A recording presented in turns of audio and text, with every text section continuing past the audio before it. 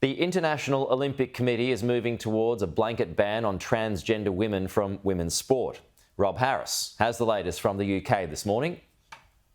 This is another story that flows back to Donald Trump, because since he returned to the White House at the start of the year, he's been talking quite a bit about his concerns about safety and fairness in women's sports. If transgender women can compete, he introduced an executive order to ban trans women and had threatened to deny any visas to trans women trying to compete at the Olympics in 2028 in LA from coming to the country. Well, now, Sky News understands the International Olympic Committee is moving towards introducing a blanket ban on transgender women competing in women's sporting events. They'd previously left it to each individual sport to take the decision, but there's certainly been a shift with so many sports, including athletics and swimming, adopting blanket bans. World Athletics has also introduced swab testing to determine whether athletes do have the presence of the male Y chromosome. I understand last week at IOC meetings that IOC members were briefed on whether to introduce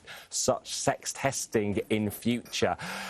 There is still also this issue with athletes with differences of sex development, and I understand that the IOC is also looking to emulate World Athletics and ban athletes with DSD from women's events. Now, it is a policy that could be seen as discriminatory, but to others, the physical advantages that you go through from male puberty do distort the sporting competition if you are competing against women. And now, while the IOC says no final decision has been taken, this is something that's going to advance to a potential decision at the start of 2026 from a full meeting of the IOC session, and it could now come into effect as a policy from 2028 in LA.